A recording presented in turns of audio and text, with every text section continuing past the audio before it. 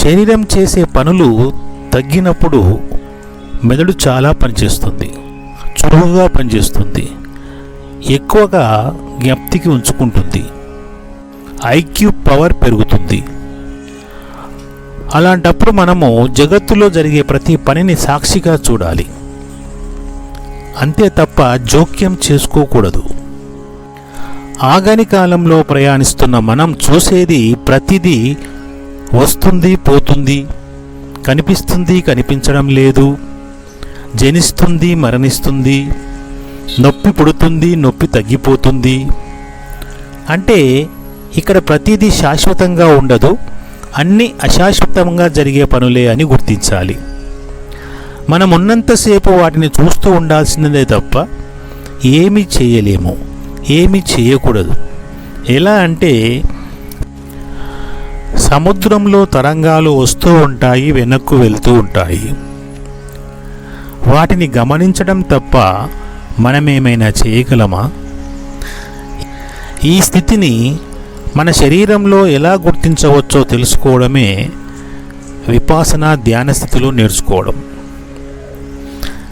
ధ్యాసంతా శ్వాసపై ఉంచి శరీరంలో జరిగే పనులను, తరంగాలను, సంవేదనాలను ధ్యానంలో ఉండి గుర్తించడం.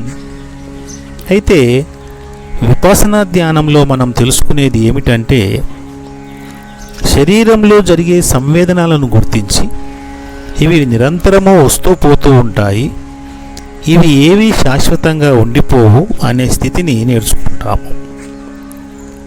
ఈ ధ్యాన ప్రక్రియ వల్ల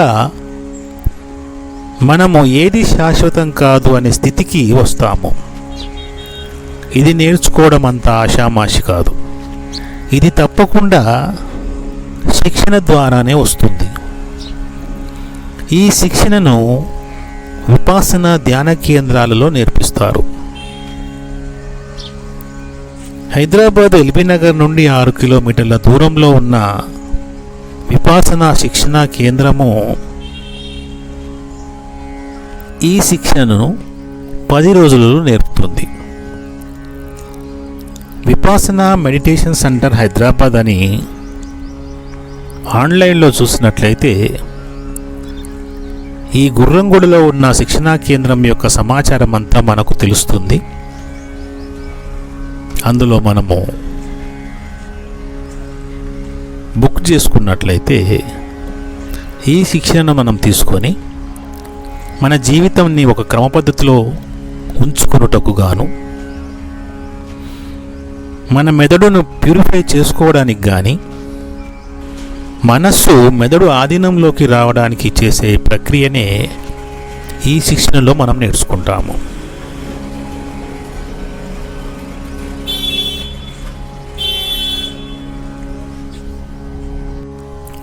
విశాలమైన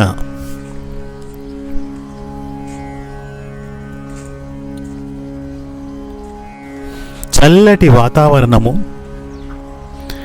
ఎన్నో చెట్ల కింద హాయిని గొలిపే సువిశాలమైన ప్రాంతము, పెద్ద ధ్యాన మందిరము,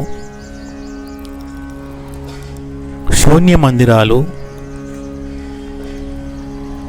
మనకు కేటాయించిన గదులు, వేలకు భోజనం చేసే భోజనశాల, హాయిని గొలిపే వాతావరణంలో మనం ఈ శిక్షణను తీసుకోవచ్చు.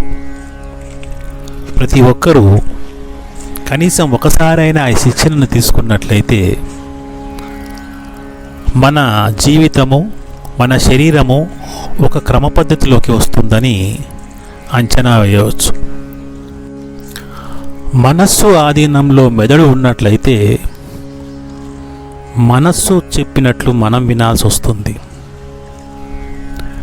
మెదడు ఆధీనంలోనే మనస్సు ఉన్నట్లయితే మనం చెప్పినట్లు మనస్సు వింటుంది. మనస్సు చెప్పినట్లు మనం వినాల్సి వస్తే అది మన స్థాయికి మించి ఆలోచనలు చేస్తుంది. మెదడు చెప్పినట్టు మనస్సు విన్నప్పుడు మెదడు ఆధీనంలో మనస్సు ఉంటుంది కాబట్టిగా మన స్థాయికి తగ్గ పనులు మనమే ఆలోచించి చేసుకోవచ్చు. మనం చేసే పనులకు, మనసు చెప్తే మనం చేసే పనులకు, మనం చెప్తే మనసు చేసే పనులకు, మనసు చెప్తే మనం చేసే పనులకు చాలా తేడా ఉంటుంది. మనసు చెప్పే పనులు మన స్థాయికి మించి ఉంటాయి. మనం చెప్తే మనసు వినే పనులు మన స్థాయి తగ్గట్టుగా ఉంటాయి. మన స్థాయికి తగ్గ పనులు చేస్తే మనం సుఖవంతంగా జీవించవచ్చు. మన స్థాయికి మించిన పనులు చేస్తే మనము అశాంతికి, దుఃఖానికి గురవుతాము. విపాసన ధ్యానం నేర్చుకోవడం వల్ల మన మెదడు చెప్తే వినే స్థాయికి మనసు వస్తుంది కాబట్టిగా మనం సుఖవంతమైన జీవనాన్ని గడపగలుగుతాము.